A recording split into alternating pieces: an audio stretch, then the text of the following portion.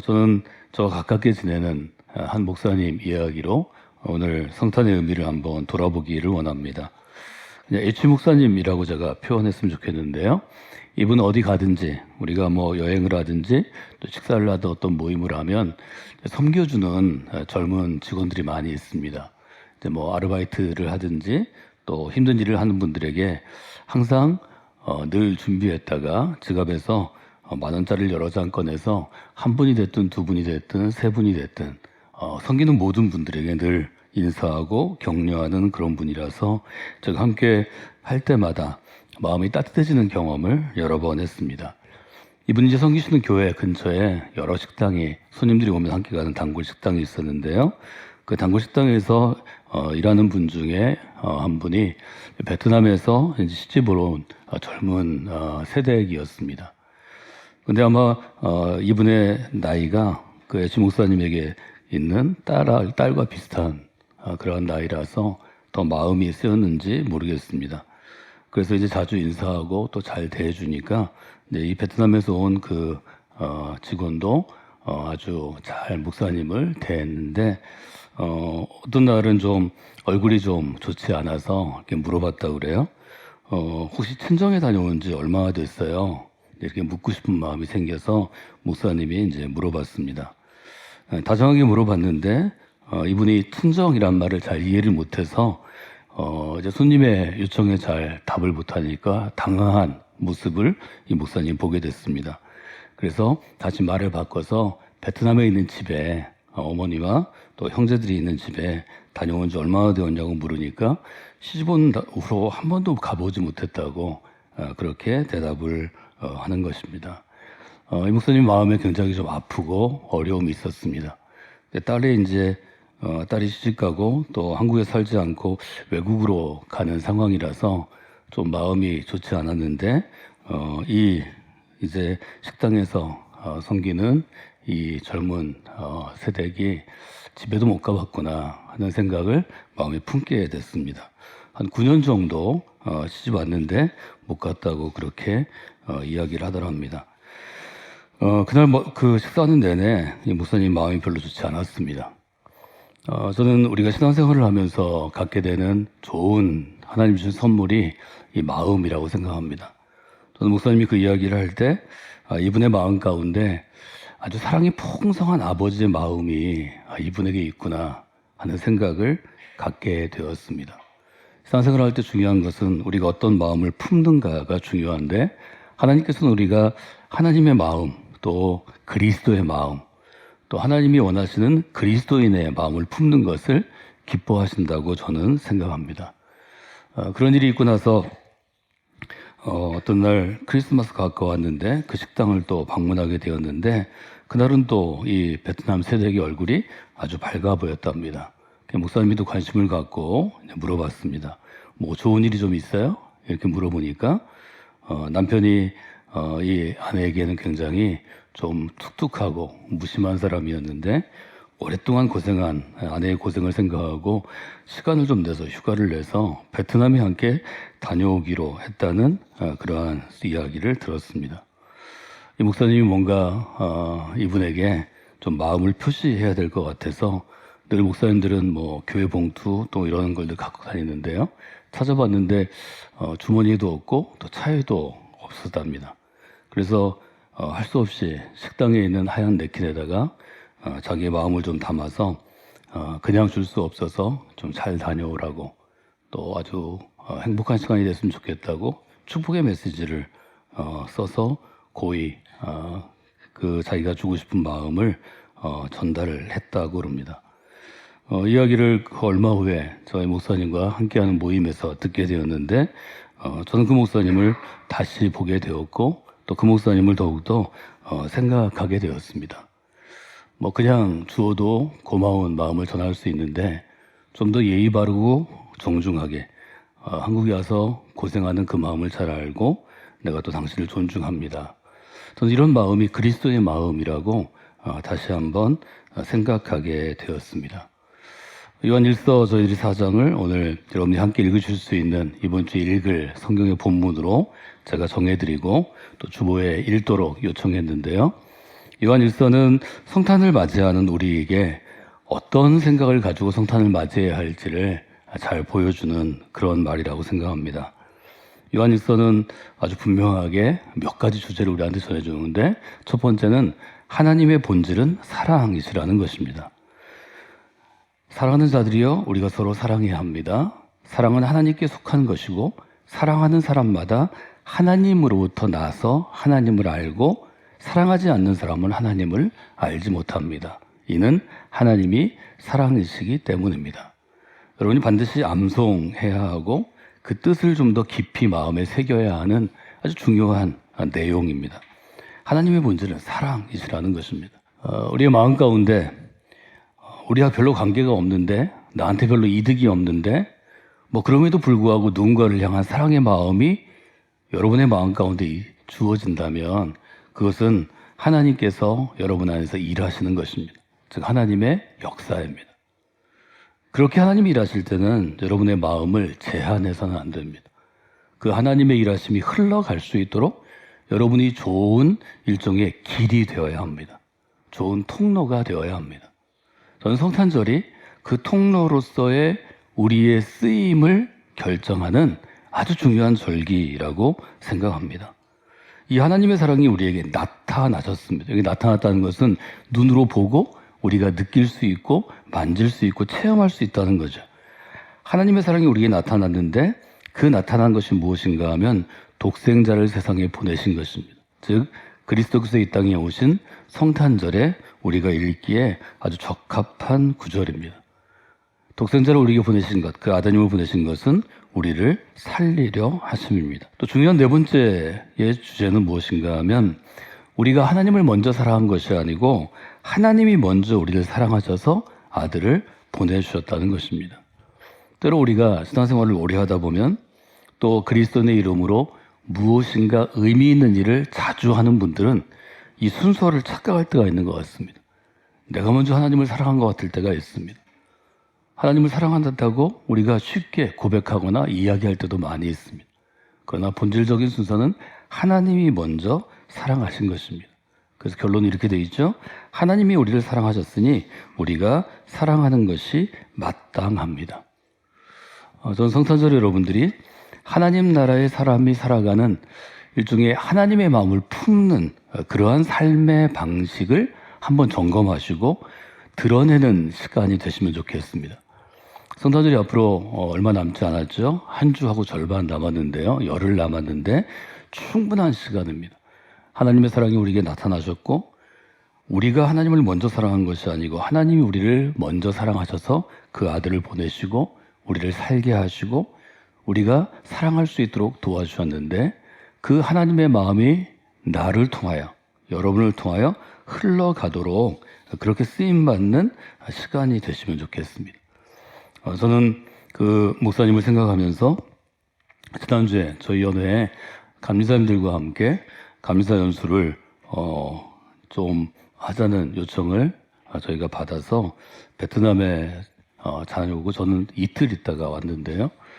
베트남에서 그곳에 사는 사람들을 바라보면서 저는 어디엔가 있을 수없이 많은 지금 한국에 많이 들어와 있는데 그분 중에 하나가 지금 베트남에 있는 자기가 태어나고 자기가 자라나고 또 자기가 사랑하는 부모와 형제 자매를 만난다면 어떤 생각이 있을까? 그 생각을 하면서 예치 목사님에게 연락을 좀 드리고 지나가던 삶의 얘기를 좀 나눠보게 되었습니다. 저는 이렇게 제 설교 메모지에 설교 노트에 썼습니다. 사랑은 의미 없는 것을 의미 있게 만들고 가치가 없는 것을 가치 있게 만드는 하나님이 주신 선물입니다. 라고 써보았습니다. 냅킨은 하얀 휴지는 크게 의미를 두지 않아도 될 만큼의 소소한 우리가 사용하는 물품일 뿐입니다. 그러나 자기의 마음을 담아주고 내가 당신을 존중합니다 하는 마음으로 봉투가 없어서 봉투 대신 그 마음을 담았던 그 냅킨은 정말 귀한 것이라고 생각합니다. 그 마음을 받고 그분이 목사님인 것도 알고 우리가 함께하는 이들이 교회 목사님인 것도 알고 또 그 마음을 받고 베트남에 다녀온 그분에게는 그것이 가치가 될 것입니다. 가치는 값을 따지는 것입니다. 냅킨은 그 단가로 보면 뭐 한 5원 정도 할래나요? 아니면 2원이나 3원 할래나요? 그러나 그 냅킨이 한 아버지의 마음을 품은 그리스도의 마음을 품고 실제적으로 도움이 되는 현실적인 어떤 값어치를 주었을 때는 그 냅킨은 엄청난 가치가 있으리라 생각합니다. 그 목사님과 그 이야기를 나눈 지가 벌써 수년이 흘렀는데요. 저는 늘 돌아가신 감독님이 제게 주신 목회 팁 중에 하나가 누구든 교회에 오든 저를 만나면 빈손으로 돌아가지 말게 하라는 말씀이 있어서 저는 늘 봉투를 가지고 다닙니다. 한두 개를 갖고 다녔는데 이 이야기를 들은 다음에는 제가 봉투 수를 좀 늘려서 3개에서 4개를 늘 갖고 다닙니다. 그래서 누군가 저를 만나고 저에게 뭔가를 요청했을 때 제가 그 요청에 거절하지 않도록 그 요청을 통해서 하나님의 마음이 좀 전해지도록 그렇게 살아가는 삶을 살려고 늘 노력합니다. 여러분들 여러분에게 주신 분깃이 있는데요. 뭐 다른 사람과 비교해서 내가 갖고 있는 것 또 내가 쓸 수 있는 것을 생각하지 마시고 늘 누군가 요청할 때 그 요청을 받아들일 수 있는 하나님의 것은 따로 구별해서 손대지 않고 갖고 다니는 것이 매우 중요합니다. 여러분이 준비하시면 하나님이 이것을 쓰실 것입니다. 즉 쓰임받는 시간이 주어집니다. 쓰임받는 기회가 주어집니다. 여러분이 준비하지 않으면 하나님의 요청이 잘 오지도 않고 와도 여러분이 놓칠 수밖에 없습니다. 기회는 원하는 사람에게 오는 것이 아니고 그 기회를 위해 쓰임받기로 결단하고 준비하는 사람에게 주어집니다. 하나님이 쓰임을 받는 것도 그러한 위치라고 저는 생각합니다.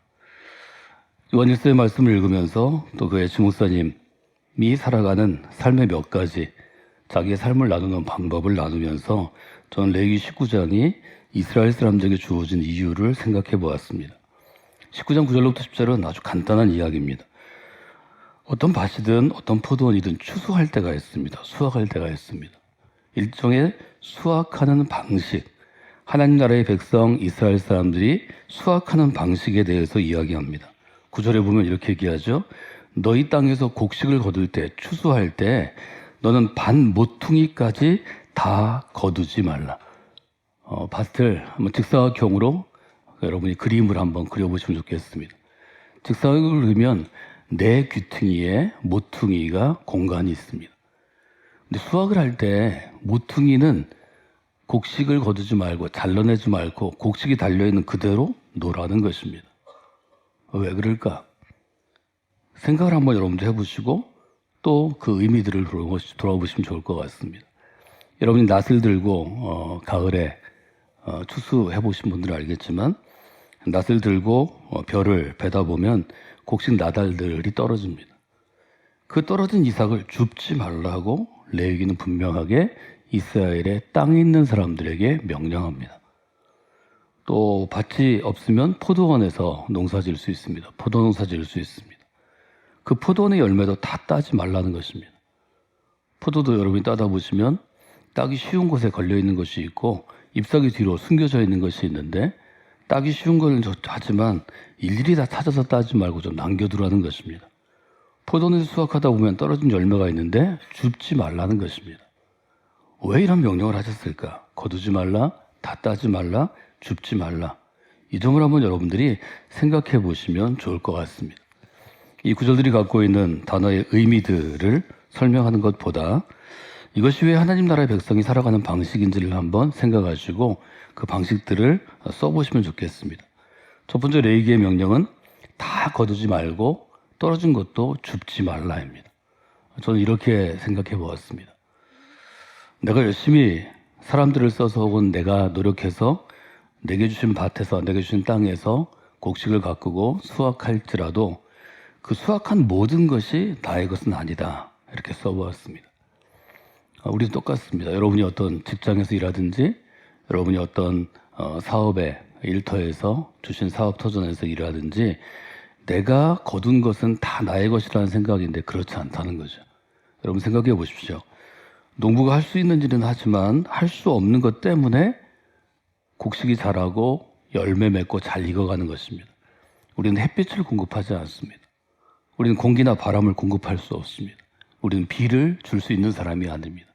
우리는 흘 속에 숨겨져 있는 다양한 양분을 공급할 수 없습니다. 이것은 하나님의 창조의 법칙에 따라 하나님이 하시던 일이라고 우리는 고백합니다. 우리가 거두는 모든 것에는 물론 나의 애씀과 수고와 나의 노력이 있겠지만 하나님의 몫이 훨씬 크십니다. 하나님의 몫은 하나님이 쓰임을 결정할 수 있습니다.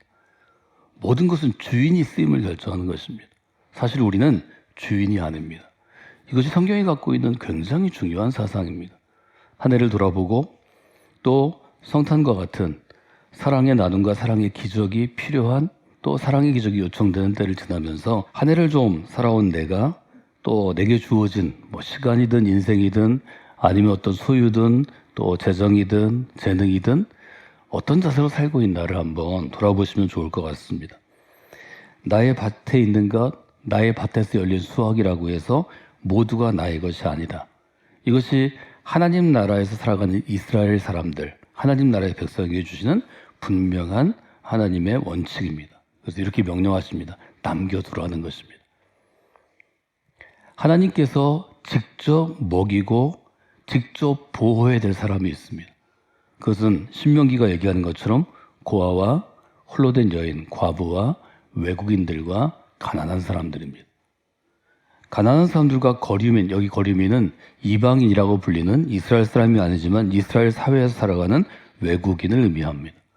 그래서 하나님의 나라에서 살아가는 사람들 중에서 가난한 사람들과 외국인은 하나님이 직접 먹여야 하기 때문에 남겨두어라 하는 것을 우리에게 알려줍니다.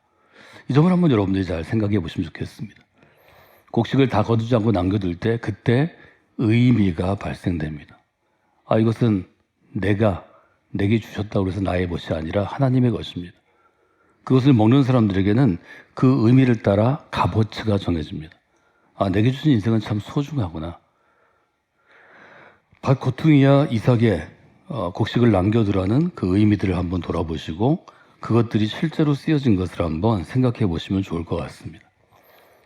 이제 은퇴하신 김동호 목사님은 레위기에 있는 이 말씀을 가지고 어떤 자리에서 강의할 때 실제로 자기가 계산을 했다고 해서 그 계산법을 한번 알려드리려고 합니다. 이분은 이렇게 생각했다고 합니다. 밭을 정사각형으로 생각하고 안에 있는 것, 하나님이 내게 주신 것을 원으로 그려봤습니다. 그리고 파이를 이용해서 계산을 해봤더니 원 안에 있는 것은 78.5%고 원 밖에 남겨진 것은 21.5%였다고 그럽니다. 이 레위기의 말씀을 붙잡고 이분이 그때부터 내게 주어주는 것이 10개가 있다면 그 중에 78.5%는 하나님이 내게 허락하신 것으로 생각해서 내가 좀 의지를 가지고 쓰고 21.5%는 하나님이 남겨두라고 하셨으니까 남겨둔 것으로 그렇게 살았다고 이분이 아마 중년의 시절에 그렇게 결심하신 것 같습니다. 그 이야기를 들으면서 저도 한번 그림을 그려보고 그렇게 제가 주신 삶을 사는 것을 한번 해본 적이 있습니다. 여러분, 그리스도인으로 살아간다는 것은 어떤 것인가요? 도전해보는 것입니다. 우리가 한국 사회에서 이렇게 살아라, 또 이렇게 지혜롭게 살아라 이런 이야기들을 무수히 어릴 때부터 듣고 자라고 우리도 하지만 실제로 우리가 그리스도로 산다는 것은 하나님의 방식대로 살아보려고 해보는 것입니다. 잘할 수도 있고 못할 수도 있지만 일단 시도하는 게 중요합니다. 도전하는 게 중요합니다. 다 거두지 말아라, 남겨두어라, 그것이 필요한 사람이 있다고 말씀하시는 그 하나님의 뜻을 한번 여러분들이 생각해 보시면 좋겠습니다. 예수님께서 제자들과 함께 있으실 때 예수님도 젊은 층이었고 제자들도 젊었고 무엇보다 가난했기 때문에 매일 먹을 것이 부족했던 것 같습니다. 복음서에 세 군데에 나와 있는 똑같은 이야기가 있는데요. 예수님과 제자들이 그날도 배가 고팠습니다. 마침 길 옆에 곡식이 있기 시작해서 이삭들이 있었는데 손을 세고 쭉 가다가 그 곡식을 따서 아직 완전히 수확하지 않은 나달들을 먹기 시작했던 것 같습니다. 무엇인가 고발할 거리를 또 시비 걸 거리를 찾던 바리새파 사람들이 예수님에게 항의합니다. 남의 집에 이삭을 따먹는 게 과연 당신과 당신의 제자들이 할 일인가? 즉 이것이 죄인가 아닌가를 묻습니다. 잘못인가 아닌가를 묻습니다. 남의 집에 있는 걸 따먹는데 게다가 안식일에 따먹는 것은 이중 아닌가? 하나님께서 이스라엘에게 금하신 십계명을 어기는 것이고 도둑질하지 말라는 거 어기는 것이고 안식일을 신성되게 지키라는 것을 어기는 것은 아닌가?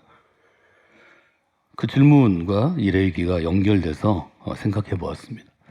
여러분 배고프면 길 가다가 길 옆에 있는 정도의 곡식이나 열매는 조금 먹어도 괜찮지 않을까요?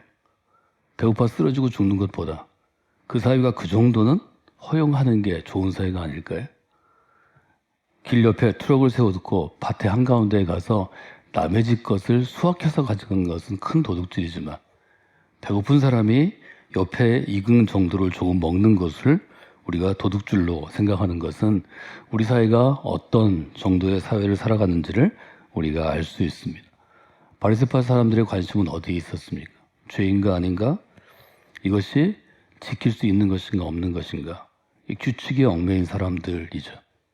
이것은 율법을 그릇된 방법으로 적용하는 방법이라고 아주 분명하게 성경은 지적합니다. 지난주에 제가 잠깐 장기려 박사 이야기 속에서 그 아내가 북한에서 평생을 보낸 아내가 썼던 1991년의 편지를 잠깐 인용한 적이 있습니다. 장기려 박사는 의사로 살아가면서 특별히 가난한 사람들이 가난한 것도 힘든데 병까지 걸린 것에 굉장히 마음을 두고 젊을 때부터 지나치지 않았던 사람입니다.